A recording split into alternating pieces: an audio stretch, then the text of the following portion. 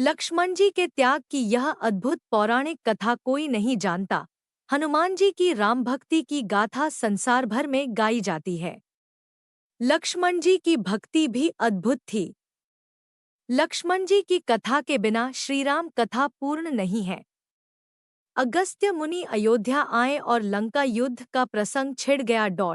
भगवान श्रीराम ने बताया कि उन्होंने कैसे रावण और कुंभकर्ण जैसे प्रचंड वीरों का वध किया और लक्ष्मण ने भी इंद्रजीत और अतिकाय जैसे शक्तिशाली असुरों को मारा। अगस्त्य मुनि बोले, श्रीराम, बेशक रावण और कुंभकर्ण भी प्रचंड वीर थे, लेकिन सबसे बड़ा वीर तो मेघनाद ही था। उसने अंतरिक्ष में स्थित होकर इंद्र से युद्ध किया था और बांधकर लंका ले आया था। ब्रह्मा ने इंद्रजीत से दान के रूप में इंद्र को मांगा, तब इंद्र मुक्त हुए थे। लक्ष्मण ने उसका वध किया, इसलिए वे सबसे बड़े योद्धा हुए। श्रीराम को आश्चर्य हुआ, लेकिन भाई की वीरता की प्रशंसा से वे खुश थे। फिर भी उनके मन में जिज्ञासा पैदा हुई कि आखिर अगस्त्य मुनि ऐसा क्यों कह रहे हैं कि इंद्रजीत का वध रावण से ज्यादा मुश्किल था। अगस्त्य मुनि ने कहा, प्रभु, इंद्रजीत को वरदान था कि उसका वध वही कर सकता था जो 12 वर्षों तक न सोया हो, जिसने 12 साल तक किसी स्त्री का मुख न देखा हो और 12 साल तक भोजन न किया हो। श्रीराम बोले, परंतु मैं वनवास काल में 12 वर्षों तक नियमित रूप से लक्ष्मण के हिस्से का फलफूल देता रहा। मैं सीता के साथ एक कुटी में रहता था, बगल की कुटी में लक्ष्मण थे। फिर सीता का मुख भी न देखा हो और 12 वर्षों तक सोए न हो, ऐसा कैसे संभव है? अगस्त्य मुनि सारी बात समझकर मुस्कुराए। प्रभु से कुछ छुपा है भला?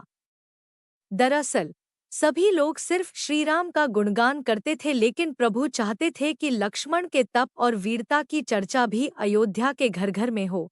अगस्त्य मुनि ने कहा, क्यों न लक्ष्मण जी से पूछा जाए। लक्ष्मण जी आए। प्रभु ने कहा कि आपसे जो पूछा जाए उसे सच सच कहिएगा। प्रभु ने पूछा, हम तीनों 14 वर्षों तक साथ रहे, फिर तुमने सीता का मुख कैसे नहीं देखा?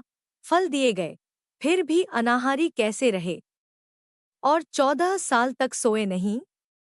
यह कैसे हुआ? लक्ष्मण जी ने बताया, भैया, जब हम भाभी को तलाशते ऋष्यमुख पर्वत गए तो सुग्रीव ने हमें उनके आभूषण दिखाकर पहचानने को कहा। आपको स्मरण होगा कि मैं तो सिवाय उनके पैरों के नुपुर के कोई आभूषण नहीं पहचान पाया था, क्योंकि मैंने कभी भी उनके चरणों के ऊपर देखा ही नहीं। 14 वर्ष नहीं सोने के बारे में सुनिए, आप और माता एक कुटिया में सोते थे। मैं रात भर बाहर धनुष पर बाण चढ़ाए पहरेदारी में खड़ा रहता था। निद्रा ने मेरी आंखों पर कब्जा करने की कोशिश की तो मैंने निद्रा को अपने बाणों से बेध दिया था। निद्रा ने हारकर स्वीकार किया कि वह 14 साल तक मुझे स्पर्श नहीं करेगी, लेकिन जब श्रीराम का अयोध्या में राज्याभिषेक हो रहा होगा और मैं उनके पीछे सेवक की तरह छत्र लिए खड़ा रहूंगा, तब वह मुझे घेरेगी। आपको याद होगा, राज्याभिषेक के समय मेरे हाथ से छत्र गिर गया था। अब मैं 14 साल तक अनाहारी कैसे रहा? मैं जो फल फूल लाता था, आप उसके 3 भाग करते थे। एक भाग देकर आप मुझसे कहते थे कि लक्ष्मण, फल रख लो। आपने कभी फल खाने को नहीं कहा, फिर बिना आपकी आज्ञा के मैं उसे खाता कैसे? मैंने उन्हें संभाल कर रख दिया।